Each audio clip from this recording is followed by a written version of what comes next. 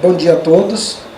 Vamos dar início aos trabalhos do nosso encontro e que hoje nós vamos tratar da BNCC. A mesa é composta de dois professores convidados. A professora Hilma Souza, que é técnica da Undime, que é a União Nacional dos Dirigentes Municipais de Educação. Participou comigo, inclusive, nós fizemos parte da comissão da primeira fase, da primeira comissão, porque isso houve, né, da Base Nacional Curricular Comum, nós participamos juntos, né? Depois, pelas mudanças políticas que ocorreram, eu me retirei, um grupo saiu, e houve desdobramentos, enfim, as mudanças políticas no país. Mas a Hilma tem continuado pela sua experiência e porque ela participa por outros motivos. A gente dizia, brincando, quando nós participamos desse grupo, existe a expressão chão de fábrica, né? E a gente dizia que era o grupo chão de giz, que eram as pessoas que estavam realmente nas bases, né? E a Hilma tem essa experiência a partir da Paraíba. E a ideia é a gente retomar um pouco essa trajetória, recuperar um pouco essas memórias do que foi a construção dessa base no Brasil. E, em seguida, o professor Raimundo Pessoa, que também é um estudioso do tema, vai apresentar, fazer uma crítica e algumas reflexões, né, sobre esse mesmo tema, né? A Hilma, então, vai falar sobre a base e o currículo de História, né, e, em seguida, o professor Raimundo vai falar sobre as impressões sobre a BNCC em 7 aspectos. Então, nós vamos começar passando a palavra à professora Hilma, que vai fazer a sua explanação, e depois o professor Raimundo, e a gente abre ao debate com o grupo. Tá certo? Então, por favor, obrigado por ter aceitado o convite, professora. É um prazer, né, a gente se reencontrar. Tivemos uma excelente convivência nos nossos encontros, né, e agora estamos retomando essa amizade. Bom dia a todos e todas. Primeiro, agradecer, né, o convite da Conceição, estendido a Leandro. E nós temos um professor aqui que foi um dos leitores críticos daquela primeira versão. Prazer reencontrar. Na época, eu só li o texto. Mas é realmente muito interessante, porque esse é o lugar que a gente pensa que pode qualificar a próxima discussão da BNCC. A primeira coisa é que a gente tem uma responsabilidade muito grande. A BNCC, essa aprovada, que é a da Educação Infantil e do Ensino Fundamental, que foi aprovada e homologada pelo Conselho Nacional, no dia 15 de dezembro de 2017, e foi homologada pelo ministro, então era Mendonça Filho, no dia 20 de dezembro, ela não é o texto que a gente queria. Ela não é, de forma alguma, ela não representa nem o chão da escola, nem a academia brasileira. Mas foi o texto possível diante daquele momento que a gente vivia. O texto final, que a gente chama de 4ª versão, ele já é do Conselho Nacional, a partir de 5 audiências que o Conselho Nacional fez no país. Mesmo assim, o texto é muito frágil. O texto ele tem muitas questões conceituais, inclusive é um texto que a gente pensa que ele é genérico, mas ele vai ser retomado. A Undime, que é a entidade que a gente participou, tanto da elaboração como agora da elaboração dos currículos estaduais, ela aceitou a homologação no Ministério da Educação, mas pactuaram Undime com sede e MEC, que ela precisa ser revisada em 2025. Então, em 2025, há um pacto e um regime de colaboração assinado, inclusive, que o Conselho Nacional irá revisar a BNCC em 2025. E aí a responsabilidade da Academia Brasileira é muito grande, porque a gente precisa fazer toda uma crítica ao documento, amadurecer as ideias que estão ali, principalmente os objetos de conhecimento, no nosso caso em particular da história, para que, no momento que o Conselho Nacional abrir a discussão, a gente tenha condições de qualificar o documento e, quem sabe, colocar ali os anseios dos educadores do Brasil. Eu vou pedir licença a vocês para levantar, e aí eu já vou contando um pouco da história, não é? De que lugar eu venho. Exatamente. Por que a gente continua esse trabalho na BNCC? Porque, na verdade, a gente é da Undime, que é a União Nacional dos Dirigentes Municipais de Educação. É uma entidade forte no Brasil, contempla todas, tem seções em todos os estados brasileiros, e a Undime que mais representa no pacto e nas políticas públicas do país a educação básica. Vocês são do nível da educação superior.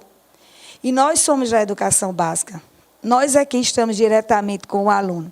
Eu sou professora do ensino médio, já passei várias universidades também como substituta, e por isso, então, eu acho que a Undime me escolheu, na época, deixa eu só localizar aqui, onde é que está? Me ajuda aqui. Cadê o rapaz, aquele bem bacana?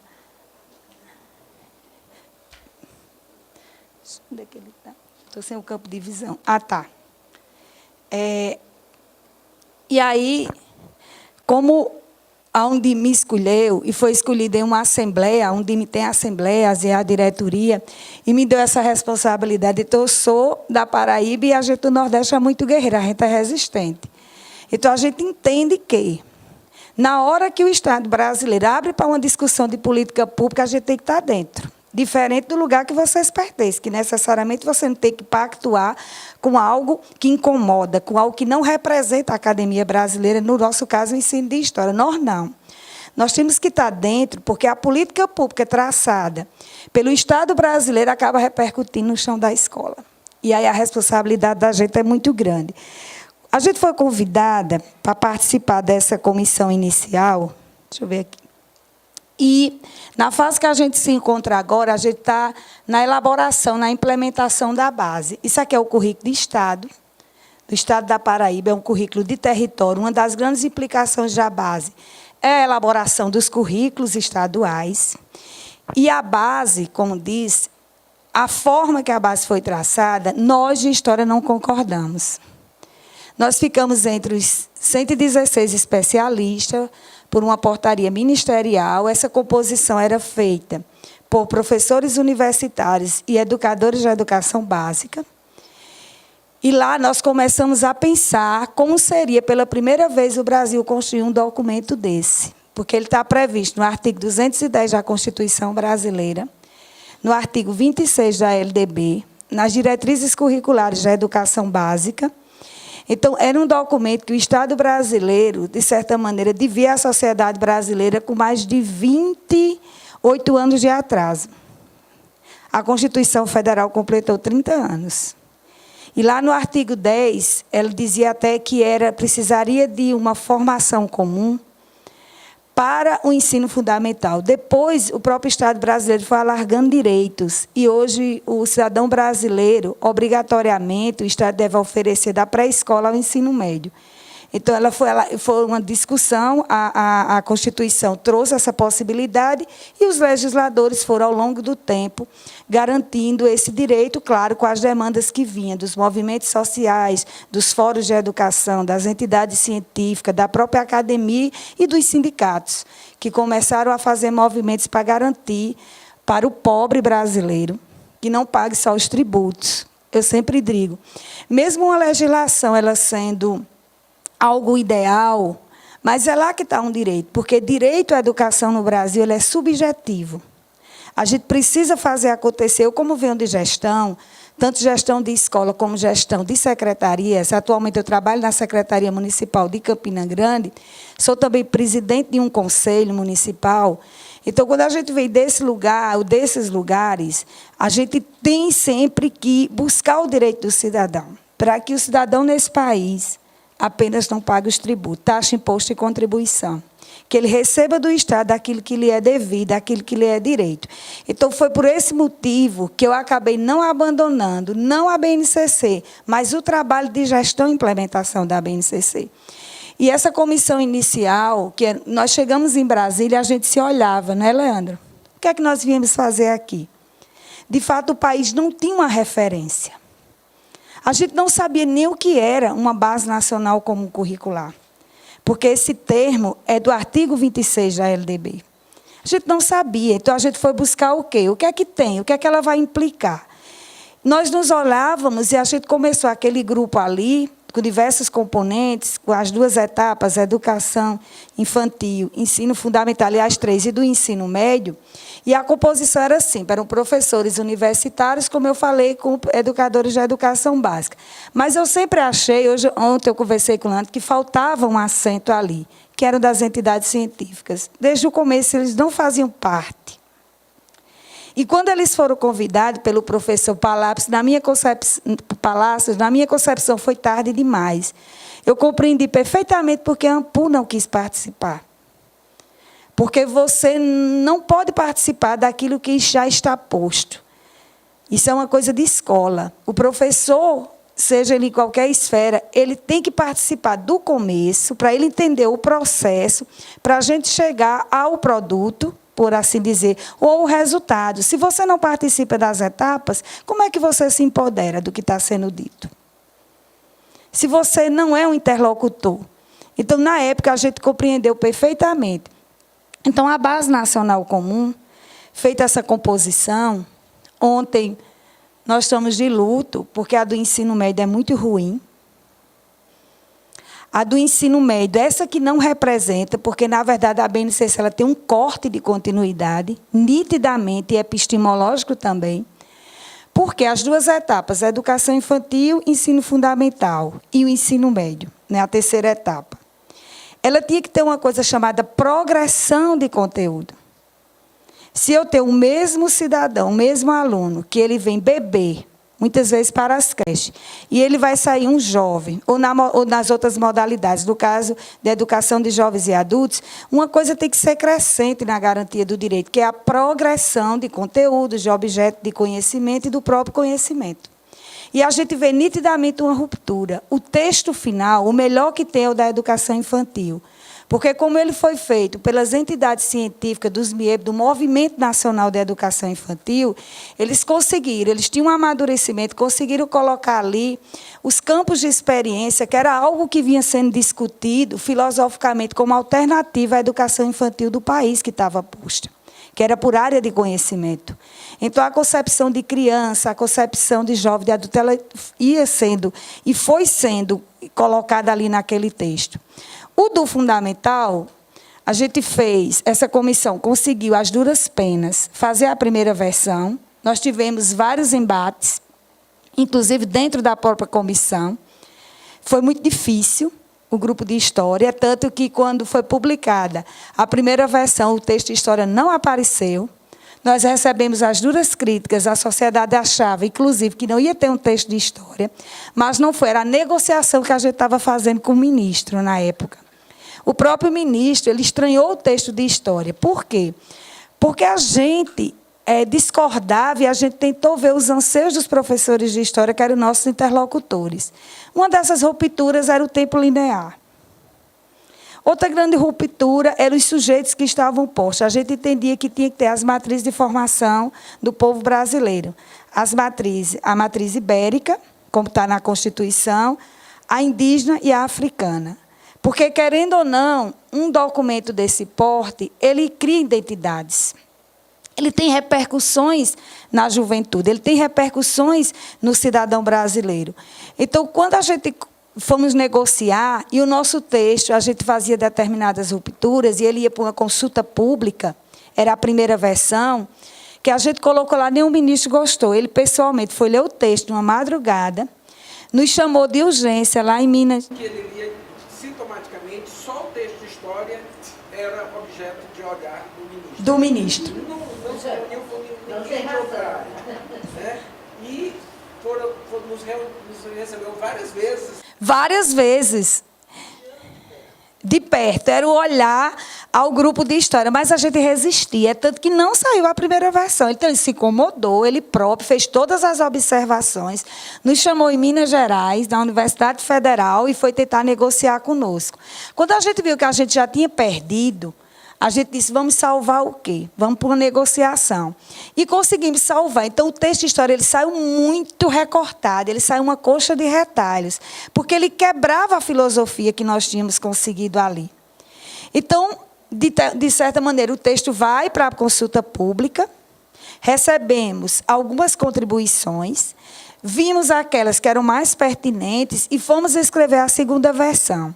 Na segunda versão foi pior, porque a gente compreendeu e a gente foi por um caminho metodológico que a gente entendeu assim. A gente vai fazer um texto que dialogue com os processos históricos. E nós pegamos uma concepção que era de Hegel, porque a gente sentia a crítica do cientificismo e do eurocentrismo no ensino de história. Então, a gente viu que a gente não podia romper com o eurocentrismo, apesar da academia, as entidades, as discussões, há muito tempo que faz essa crítica, mas quando a gente retirava, por exemplo, Idade Média como foco principal, então vinha a crítica, inclusive, da academia, porque ela tem as disciplinas, né? Já tem nas suas propostas curriculares dos cursos universitários essa disciplina. Então, a gente era bombardeado de todos os lados. Mesmo assim, a gente disse, então vamos pegar um conceito que era de Hegel, que eram mundos. E a gente pensou assim. Outra crítica que a gente fazia ao ensino de história era que ele, da etapa do ensino fundamental para o médio, é uma repetição. Você não tem identidade. O aluno repete do 6º ao 9º ano o modelo quadripartite de francês. E quando ele chega no médio, que a ideia era aprofundar, na verdade ele repete conteúdo. E aí eu posso falar, gente, porque eu dou aula desde 17 anos de idade. E é tão chato para o professor quanto para o aluno essa repetição nos currículos do Brasil. Porque nós, para fazer a BNCC, a gente leu os 27 currículos que estavam postos. Nós lemos algumas referências internacionais. E a gente não encontrava um modelo ideal. Não tinha esse modelo ideal. A gente tinha que, ali, no repuxa, ali, no calor da refrega, criar algo que o país não oferecia e que estava sendo colocado ali como uma demanda necessária. Enfim, então a gente percebeu, isso foi o que a gente fez. Vamos pensar um currículo que era assim. A gente relaciona no ensino fundamental, anos finais. O ensino fundamental, anos iniciais, a gente entendia o lugar, que é o lugar onde a criança está, é o lugar de pertencimento, é o que está próximo. Pegando um currículo que fosse do local ao global, do simples para o complexo, para tentar fazer a progressão. Então, o que era que a gente pensava? Essa criança, ela é uma criança, então ela vai ter a sua identidade local ali colocada. Quando ela cresce, ela iria para um espaço chamado Brasil. Então, a gente pensou, nos anos finais, o Brasil em relação ao mundo. E, no ensino médio, o mundo em relação ao Brasil. E aí, como é que a gente pensou? Em fazer uma história simultânea, onde a gente trouxesse esses mundos que a gente bebeu lá em Hegel, depois de muita discussão. Então, você tinha um mundo americano, um mundo africano, um mundo asiático, um mundo europeu. E como esses humanos construíam suas identidades e suas trajetórias históricas e de vivência a partir dessa relação com esses mundos. Nosso projeto, infelizmente, não passou. E não passou em muitos lugares, mas foi uma tentativa de inovação para esse currículo de história. Foi aí que a gente rompeu. Na segunda versão, já tinha uma versão pronta. O ministro que tinha saído, Mercadante tinha assumido, Renato Janine já tinha saído, porque ele rompeu no processo, Mercadante já tinha encomendado um currículo para o ensino de história, não é isso, Leandro? E, para nossa surpresa, o nosso texto não saiu na segunda versão. E o texto que saiu, que é esse aqui, não é? Que é a coisa mais estranha, por quê? Depois da segunda versão, que o nosso texto não saiu, então veio o processo de impeachment, veio todo o movimento que a gente viveu, da escola sem partido, da ideologia de gênero, do assédio moral aos professores, que era discutido no Congresso, e nós sendo vigiados, e o ensino de história era o que era mais combatido junto com a sociologia. Onde dizia que o professor de história era aquele que reproduzia a ideologia marxista. É ele que reproduzia a ideologia de esquerda. Esse era o debate pobre que estava posto e, portanto, nosso texto não poderia nem ir para o embate, porque, se fosse, podia até cair ministro. Esse era o medo que o Estado brasileiro, eu estou falando do poder central mesmo, aqui em Brasília, aqui vizinho nosso. Enfim, para a estranheza nossa, nós saímos todos, a partir da terceira versão, e aí eu fui convidada em outro lugar. Eu saí da comissão de História e fui convidada pela Undime para acompanhar o processo da terceira versão, não mais como elaboradora, mas sim como Undime na implementação de como ia ser essa política pública. Então, eu acabei tendo os dois lugares. E agora estou no terceiro lugar, que é a elaboração do currículo dos estados. Enfim, quando essa versão saiu, a terceira versão foi pior, porque ela trouxe de volta algo que é muito combatido no ensino brasileiro, que é a tal de competências e habilidades, que eu não vou entrar aqui numa discussão, porque todos nós sabemos que é uma concepção de mercadológica, é uma concepção de globalização, é uma concepção tecnicista, é uma concepção que faz e quer um sujeito para o mundo do trabalho e lê-se para os pobres para ser assalariado, não é? Então, essa concepção a gente tinha. E saiu as competências e habilidades. Aqui são as 10. Extremamente estranho, o texto é muito estranho, porque na etapa de educação infantil não tem isso. Eles continuaram com algo que nós tínhamos colocado lá. E aí foi o coletivo mesmo dos espécies que são direitos e objetivos de aprendizagem. Esses direitos e objetivos de aprendizagem, onde foi que nós nos espelhamos? Na própria Constituição, na LDB, nas diretrizes. Eles falam de direitos e objetivos de aprendizagem.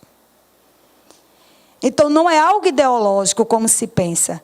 E a discussão como é, que eu tive uma discussão com Maria Helena, uma das vezes, não é? Que de onde é que vocês estavam trazendo competências e habilidades que ela tinha sido implementada no Brasil nos parâmetros curriculares nacional dos anos 90.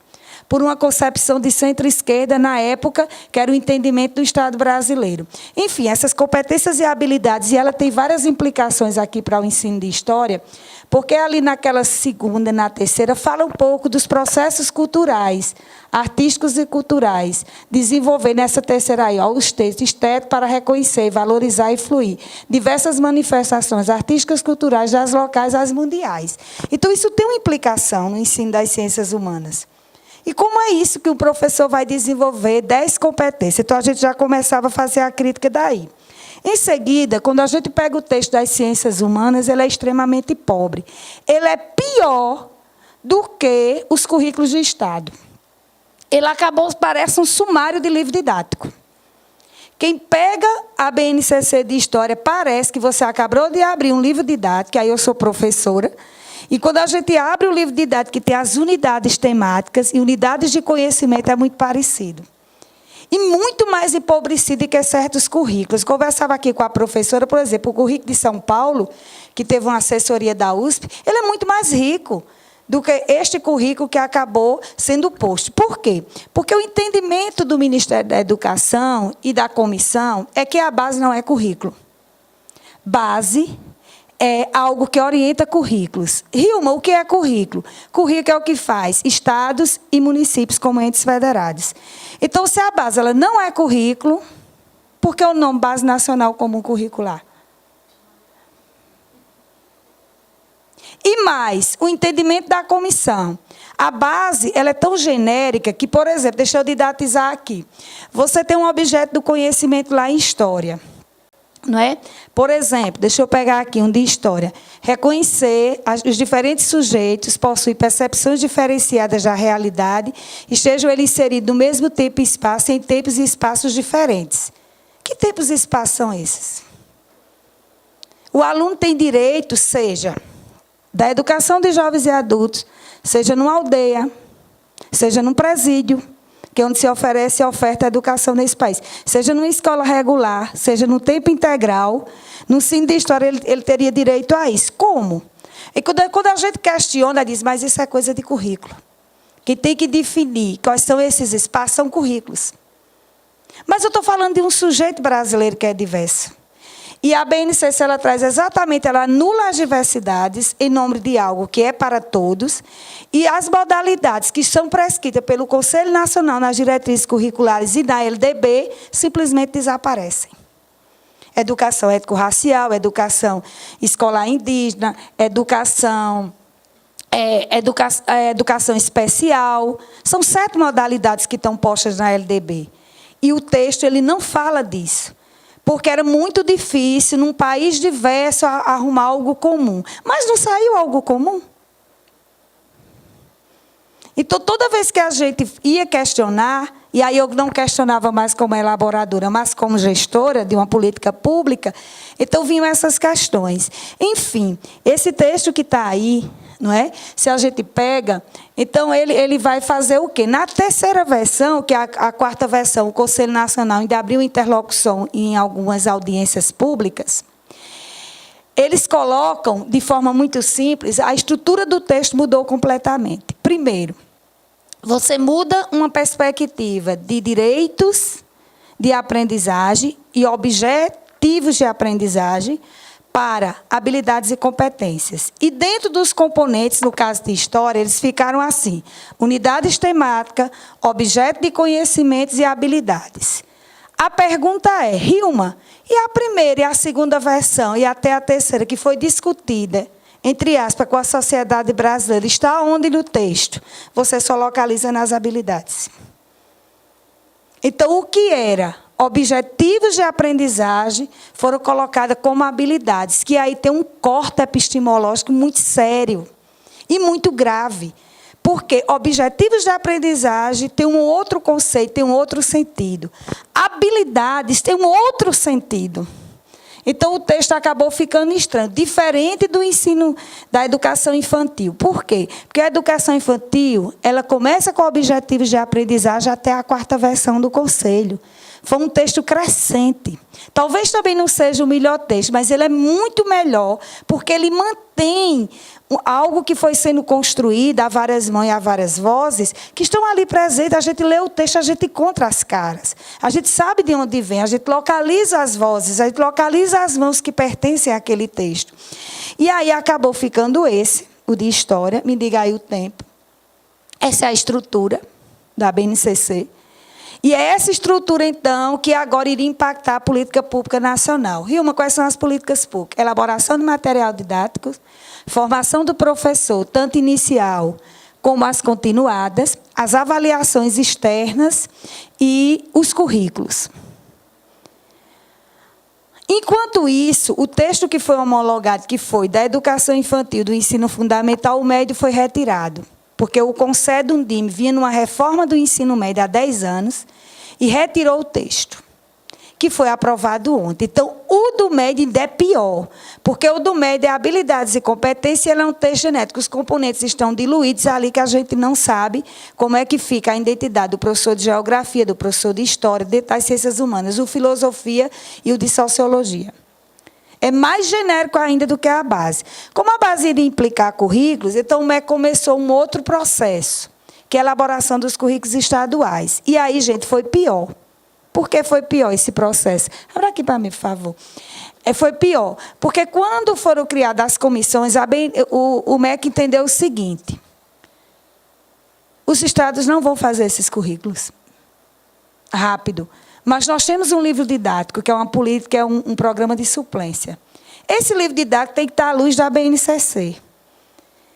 Então, eles criaram um cronograma de implantação, e dentro do cronograma de implantação, eles criaram um pacto. Chamaram o Conselho Undime e disseram: a gente vai financiar a elaboração dos currículos estaduais. Pelo PAC, que é o Plano de Ações Articuladas. Vocês têm 13 milhões, cada estado, para elaborar esse currículo. Fizeram um edital pelo FNDE, e aí os estados e municípios fizeram um pacto, que é o regime de colaboração, e vamos elaborar o currículo estadual. Agora, pasmem vocês que no currículo estadual, onde a gente dizia onde ia entrar as diversidades do Brasil, exatamente não tinha. Por quê? Os redatores, a estrutura é ela. Vocês vão ter coordenadores de etapa, no caso da educação infantil, do ensino fundamental, porque o médio ainda estava sendo discutido dentro do Conselho Nacional. Vocês terão redatores. Quando a gente olhava para os redatores, que eram os redatores? Só dos componentes de língua portuguesa, de matemática, de história. E a gente dizia: cadê as modalidades? Nas modalidades, vocês fazem como pode. E não é assim. Porque se eu pago para um professor de língua portuguesa, ou uma comissão de língua portuguesa, elaborar um texto, ou um professor de história, fazer isso, como é que eu não vou pagar para alguém fazer uma versão, seja preliminar, para ir para uma discussão, ao pessoal do campo, à educação quilombola, que são modalidades para prescrita em lei, à educação especial. Então, a gente teve vários embates. Inclusive, eu, pessoalmente, com o Raf, que é o atual coordenador de currículos do MEC, não tem condições. E aí, na Paraíba, a gente fez uma ruptura. O que foi que a gente fez? Na nossa proposta, a ideia era que ela fosse uma proposta de território. E o que vocês estão vendo aqui foi entregue ao Conselho Estadual quinta-feira passada. Como nós tínhamos autonomia, a gente não elaborou um currículo com competências e habilidades. No currículo da Paraíba, ele tem objetivos de aprendizagem e conteúdo, porque com a interlocução com os professores do Estado, que 220 municípios pactuaram com a gente, são 223 na Paraíba, 3 tinham currículos próprios, não quiseram e podem usar dessa autonomia. Os 220 pactuaram junto com o Estado, que era o Concede. E nessa, então, a gente disse, a gente vai fazer, aqui são os parceiros do regime de colaboração, depois eu passo o slide para você, nós vamos tentar fazer um currículo que seja melhor do que a base. E como foi a nossa composição? Os coordenadores de etapa são professores das universidades federais e os redatores são professores da educação básica, que tenham a formação inicial, tem uma carreira reconhecida, com experiências exitosas dentro dos sistemas e redes, e tem um mestrado e doutorado. Então, nosso edital, quando saiu, que nós convocamos esses professores e selecionamos, então a gente sabia o lugar. E abrimos de imediato uma discussão com entidades, sindicatos, fóruns. E o texto da diversidade nova foi feito pela sociedade e pela militância. E aí a gente pensou nesse currículo de história, que eu vou trazer para vocês, nessa perspectiva de um desenvolvimento de uma postura mais multicultural, com a articulação da pluralidade cultural, mais ampla a pluralidade da sala de aula, porque nosso foco no currículo é sempre a sala de aula. A gente veio da sala de aula para a formação, da formação para a sala de aula. Por isso que o professor era da sala de aula. E todos esses professores, eles não foram retirados de sala de aula. Eles continuavam nas suas redes, dando suas aulas todos os dias, e trabalhavam conosco nessa comissão. Até porque o diálogo com os pares seria mais viável na hora que a gente abrisse a discussão. A ideia era a desestabilização dessa lógica dominante e reescrita do conhecimento da BNCC. Já que tínhamos autonomia, a ideia era do MEC que a gente complementasse a BNCC. A gente não é um complemento de BNCC. A gente é marcar um lugar de poder e de saber, não é? Essa crítica cultural desse modelo de currículo e a ancoragem social dos conhecimentos, que era isso que a gente discutiu. Para a gente poder implicar esse currículo de história, vou pegar agora mais ele especificamente, então a gente fez o quê? A gente começou a discutir internamente. Então, a primeira discussão que a gente não fez na BNCC era que currículo, qual era o modelo de currículo que a gente queria. E nós fomos para um currículo etnográfico. Depois de muita discussão, a gente estruturou um texto. A partir disso, a gente começou a enxertar no texto, filosoficamente, aquilo que a gente já tinha colocado. Esses aqui são os redatores do currículo de História, Tiago Cavalcante Calabria. O Tiago é esse.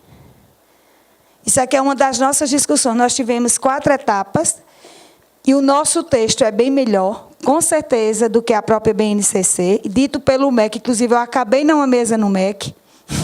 Tem um mês, eu fui convidada para apresentar justamente a parte de diversidade que outros estados não tinham conseguido. Recebi já hoje um convite. Pasmem vocês, fechem os ouvidos, da Fundação Lema, que era para mim apresentar esse currículo no Sergipe. Eu disse, calma, peraí, entendeu? Porque eles acharam aquilo que ficou muito contraditório. O processo foi tão contraditório que se esperava algo e saiu outro dos estados. E nós, da Paraíba, saiu Alisson, é esse aqui.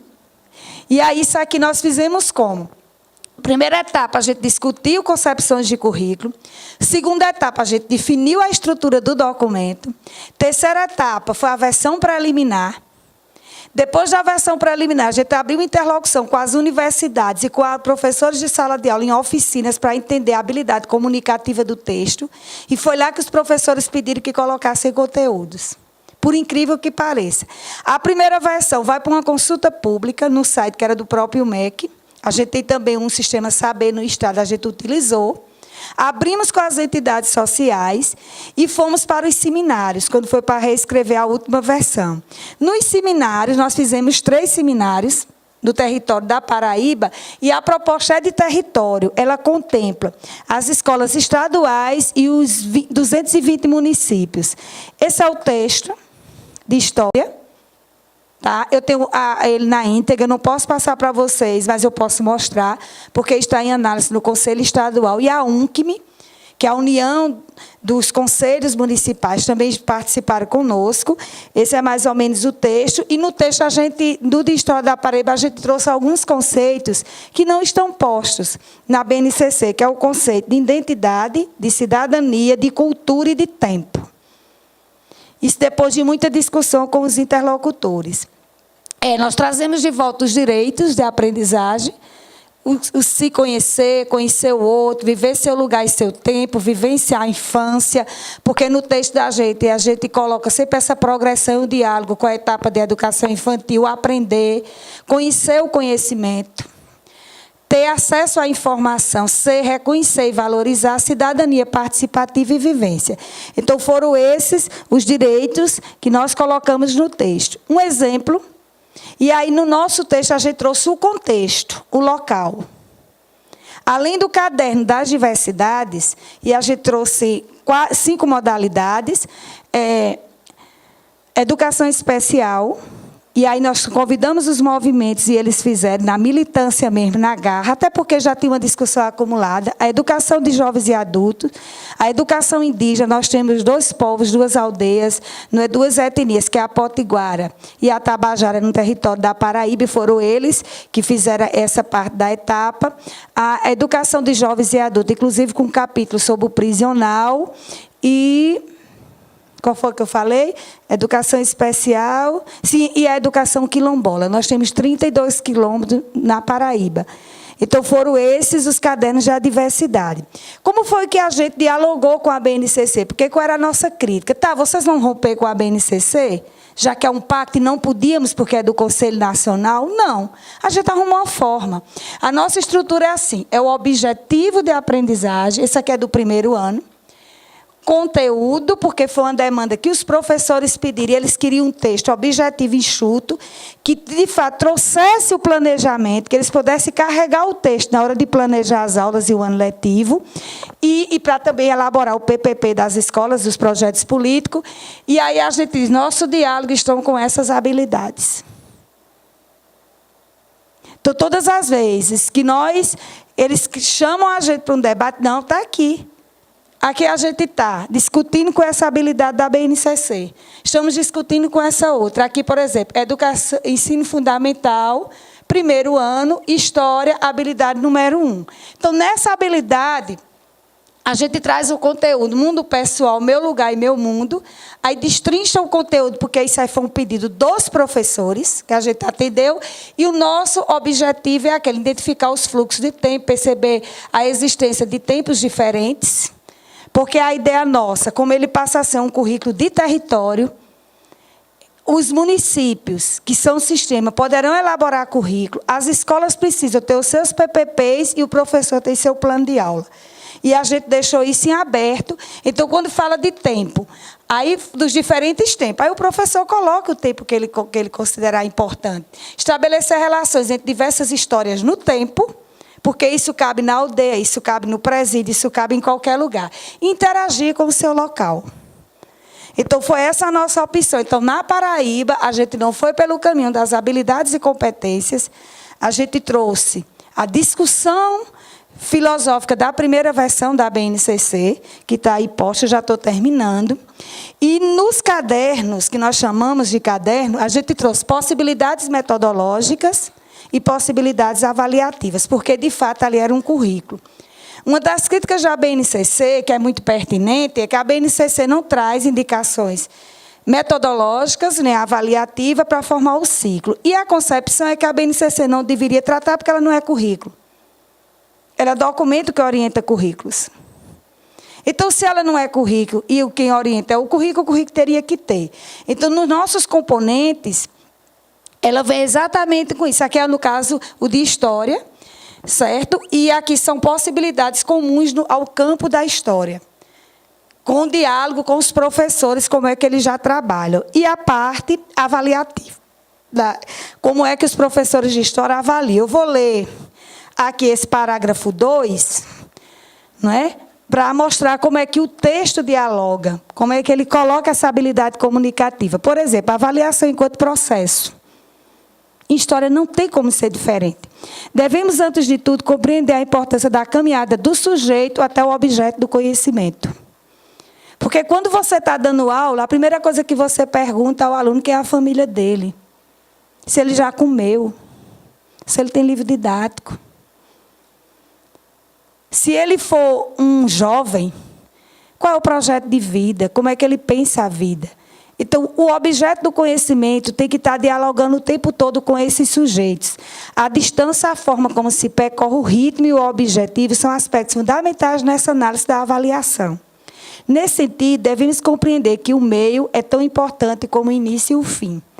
Então, na concepção da Paraíba, a avaliação no ensino ela sempre vai pelo paradigma formativo, ligando a uma modalidade processual, mesmo que o sistema busque a questão da nota, que é o aspecto quantitativo, mas na história tem que ser processos. Então, a gente pensou assim, não é? E esse currículo que a gente pensou vai muito nessa ideia de Tomás Tadeu, né? Que ele pensa, e quando a gente discutia as teorias de currículo, como seria o nosso currículo, que a gente foi beber nessas fontes, então ele diz uma coisa que para a gente foi muito cara, para a gente foi uma escolha, para a gente foi uma relação de poder, a gente entende o currículo como um embate, como aquilo que é possível numa relação de poder. E nós usamos muito esse sentido que está aqui nesse texto, que é, desta perspectiva, o currículo não pode ser visto simplesmente como um espaço de transmissão de conhecimento. O currículo está centralmente envolvido naquilo que somos, naquilo que nos tornamos, naquilo que nos tornaremos. O currículo produz, o currículo nos produz. A ideia mesmo de processo e de contradição. É isso, gente. Grata aí pela atenção. Fico aqui à disposição de vocês.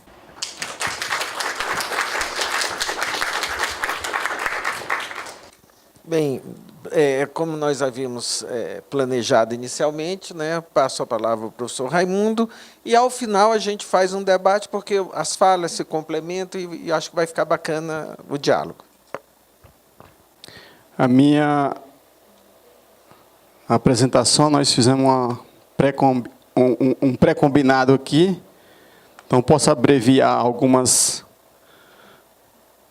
ponderações que eu ia fazer, mais alongadas aqui, e a gente parte. Eu acho que o mais importante mesmo é a gente abrir para conversar. A gente tem perspectivas, quem participou da primeira versão, quem continuou participando, quem avaliou, quem fez leitura crítica, o público, os estudiosos. Então, acho que a gente tem um espaço bom para conversar aqui mesmo. Bom, então eu preparei a minha fala pensando aí em alguns pontos sobre essa trajetória acerca da base ou das bases. Parece que a ideia agora é unir essas partes aí que ontem foi aprovada do ensino médio e formar um texto único ou uma base única, mas enfim. Então, por isso está aí as bases ou base da BNCC. Então, o primeiro ponto que eu coloquei para levantar aí, a primeira impressão, é exatamente essa BNCC sobre várias mãos, forma, governos e outros. Então, a professora já nos adiantou alguma coisa sobre as comissões, sobre o formato e sobre o governo também. Falou também sobre a Undime, falou sobre o Concede. eu acrescentaria aqui também as pressões que, para além dos movimentos, digamos assim, dos professores, das associações, as pressões também, vem a pressão também aí desses organismos, aí, como o Instituto Unibanco, Instituto Natura, Itaú Social e outros. E também esses movimentos maiores, aí, todos pela educação e movimentos pela base. E agora a professora, que nos representa como um texto revolucionário da Paraíba, foi chamada pela Fundação Lema para conversar. Então, assim, eu já tiro a minha crítica aqui agora, não tem mais crítica, não. Vamos mudar o nosso foco de conversa. Né? Porque a gente, sempre que fala essa palavra Lema aqui, a gente faz o sinal de cruzinha, né? Na universidade. Mas, assim, uma coisa que eu estava exatamente pensando aqui quer dizer, antes e agora, a professora acho que corrobora a minha perspectiva de observar isto, é que nós temos que dialogar mesmo para a gente marcar a posição. Essa ideia de a gente só refratar e achar que estamos vencendo, eu acho que a gente tem que repensar essa estratégia. Tem que pensar de dialogar e levar mesmo. Tem que levar a espada para o coração do inimigo. Eu acho que só mostrar a espada não está virando muita coisa, não. Bom, o segundo ponto, a pessoa também adiantou, que é a BNCC, ou pelo menos a versão final, tem exatamente essa centralidade nas competências e habilidades. E a perspectiva que essa fala traz e por que não a gente pensar por outros caminhos? Então, o que ensinar, o como ensinar, e em que condições ensinar. Que na minha perspectiva aqui, o que a Paraíba conseguiu até o momento com o documento curricular, o seu currículo lá de Estado. E mesmo numa perspectiva de trazer para aquele Estado, não esse... Eu já estou pensando aqui algo assim, comigo mesmo aqui, que eu vou falar alguém, só fazer primeiro uma enquete aqui. Alguém aqui fez parte ou está fazendo parte do documento de Goiás? Do DC de Goiás? Do atual? Isso. Isso, porque o de Goiás está pronto. Eu vou falar logo sobre ele. Aí nós vamos ver um contraste com o da Paraíba. Bom, um outro ponto também que para a gente colocar é sobre a BNCC, que a professora adiantou também, isso é falado aos quatro ventos, de que a base não é currículo. A despeito da documentação legal, da Constituição, da LDB, do PNE, dizer que se trata de currículo. É um currículo mínimo nacional que deve ser criado. Isso. E quando sai o documento, então, não é um currículo, não é o conteúdo mínimo que está na BNCC. A perspectiva, pelo menos, desta fala, é que isto tem uma consequência direta. E qual é a consequência direta? É que desfoca para o que interessa. E, para mim, o que interessa é exatamente isso aí. É você pensar a formação do professor, a continuidade da formação desse professor e as condições adequadas de atuação desse professor. Isso é o que interessa para a educação. Essas diretrizes gerais, essas orientações gerais, essa base que não é currículo, ela tem muita limitação dessa perspectiva. E depois a gente abre para o debate, então, tem a questão do piso aí, que eu acho que é um ponto que a gente pode discutir depois. Sobre a educação sem infraestrutura, também que é outra consequência dessa BNCC.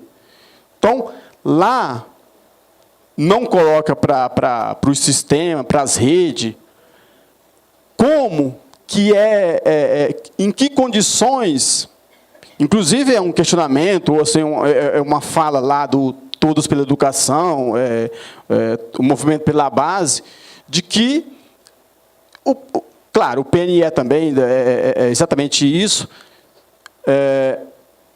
Em tese, a BNCC é um subdocumento, digamos assim, do Plano Nacional de Educação, mas a BNCC, como esse foco nesse currículo, sei lá, alguma coisa que orienta o currículo e tudo mais, deveria pensar ou dar entendimento, dar indicativos de que coisas concretas, substanciais, precisam acontecer no espaço onde se dá esse ato educativo, que é a escola.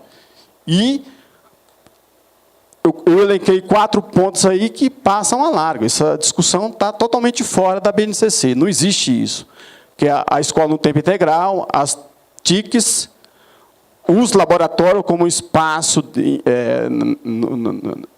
mesmo dessa vivência na formação dos alunos, e, para além disso, desse espaço, digamos assim, mais de sala de aula, um espaço extradisciplinar e extra-sala de aula também. Em tese, a ideia de uma escola de tempo integral, ou de um tempo maior, onde o alunado está disponível para outros contatos, com outros saberes, com outras experiências, outras práticas. Então, tudo isso impacta na possibilidade de novos contatos. E a BNCC também passa ao largo disso. Então, é outro ponto que fica fora.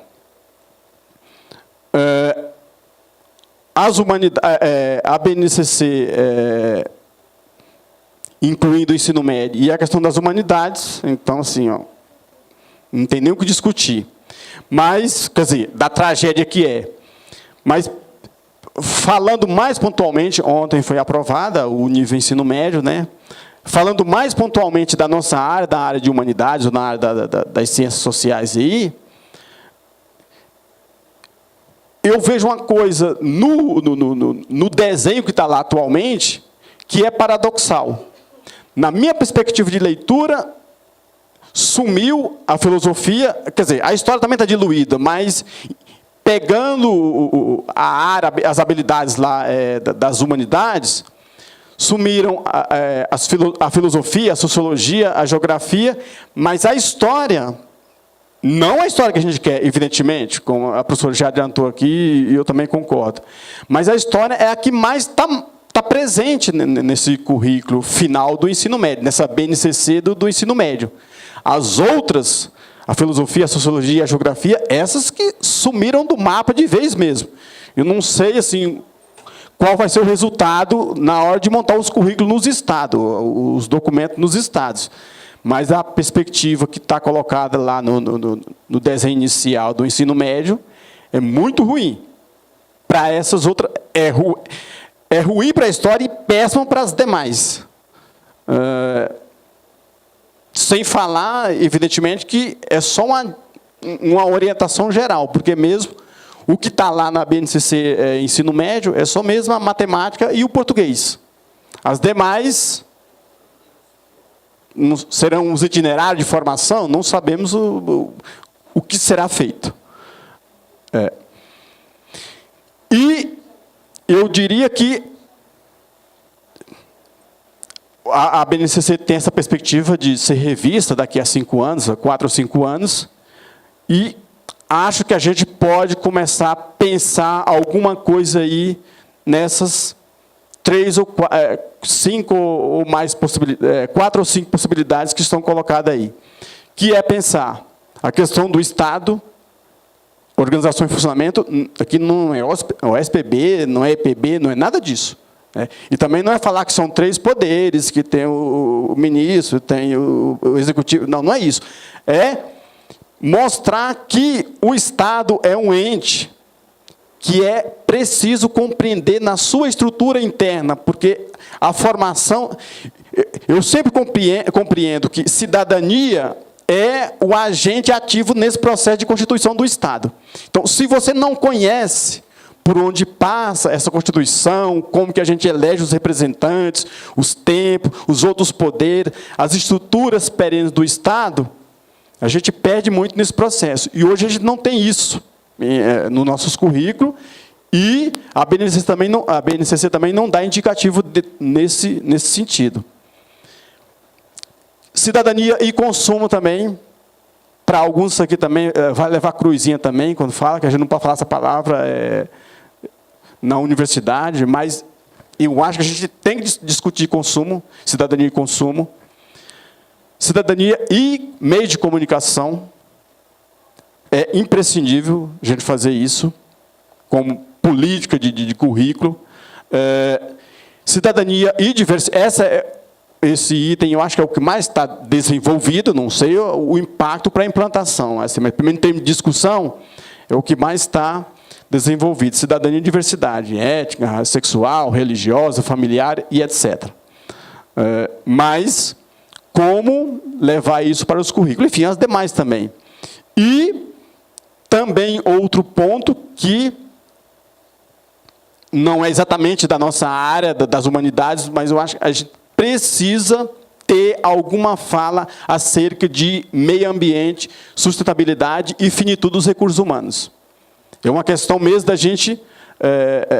porque eu estava pensando nesse item, que frequentemente a gente escuta aquelas falas de que se a gente for dar condições de consumo para todos os humanos da Terra, a gente tem que inventar 3 ou 4 terras em termos de recursos naturais. Né? Ok, posso concordar com isso, mas, quer dizer, de que de fato não dá para dar o padrão de consumo aí, sei lá, dos tais primeiro mundo para os 7 bilhões e tanto de pessoas que tem aí no mundo. Muito bem. Mas, por não ter essas 4 ou 5 terras, a gente vai continuar com esse padrão atual de consumo ou de uso desigual desses recursos naturais? Então, acho que a gente tem que colocar isso também na roda de conversa sobre currículo e base curricular. Goiás. UDC, Documento Curricular de Goiás. Eu não faço parte, eu sou só um leitor mesmo, um examinador pessoal, eu não faço parte de nenhuma comissão, inclusive nem conheço as pessoas pessoalmente, nem assim, quem são os responsáveis por organizar esse documento de Goiás. Só sei que ficou muito a cargo do governo, do Estado e dos municípios, planejarem, a partir dos aportes que o governo nacional deu para os estados e para os municípios, para pensar em implantação desse currículo, ou da criação desse currículo para os estados. E, pelo menos nessa avaliação primeira que eu fiz desse documento de Goiás, diferentemente, exatamente, radicalmente,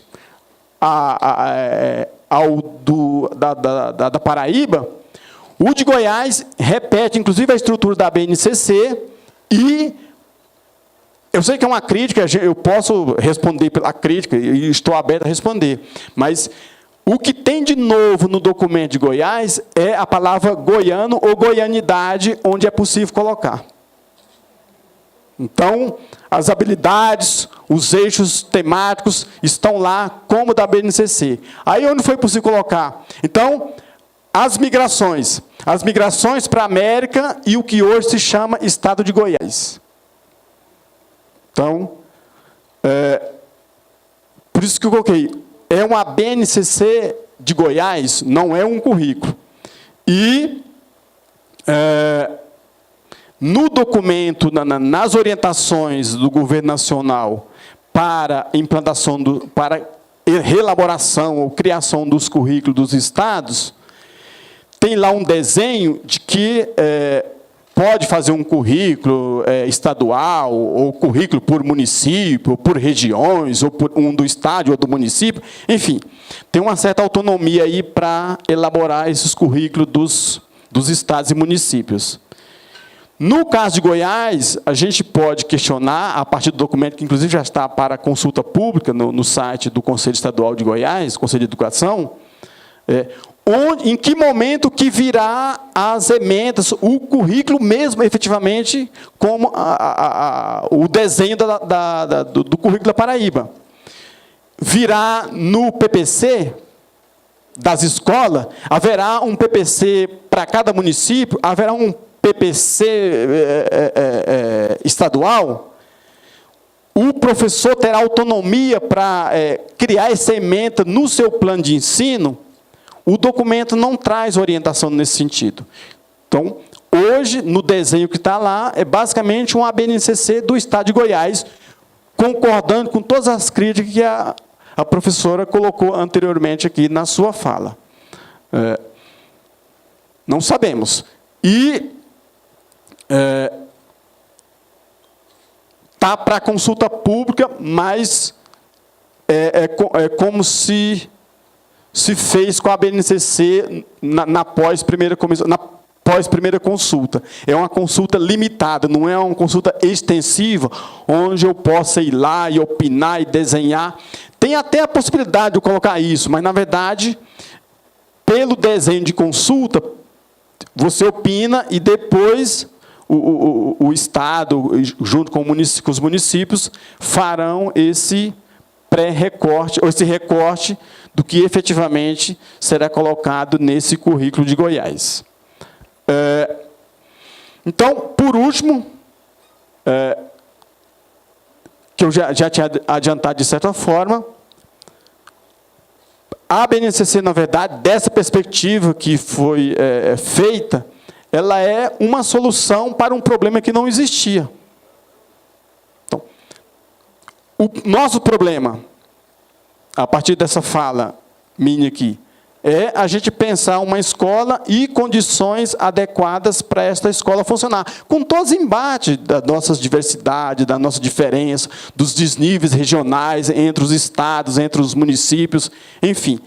Mas esse diálogo nacional para pensar um currículo e as condições de implementação desse currículo.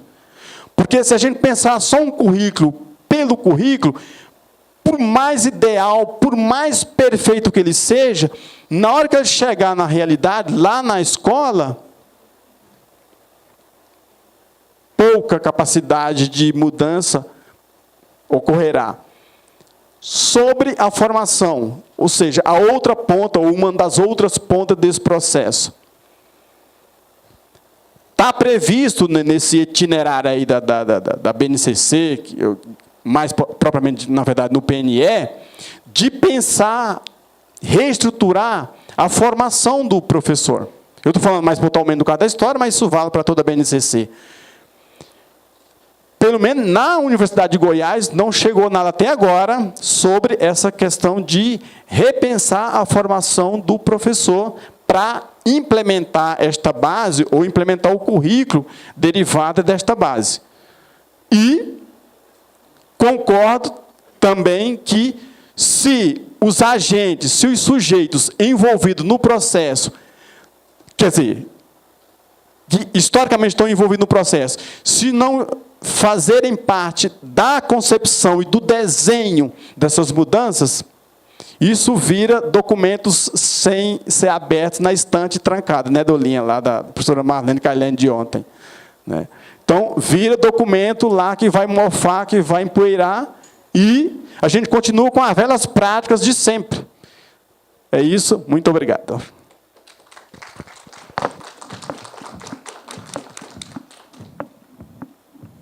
Então, vamos abrir ao debate, que eu acho que essa nossa mesa, nós estamos de parabéns. Eu acho que foi uma mesa bem interessante, bem composta, no sentido de se atualizar esse debate, essa discussão no Brasil hoje.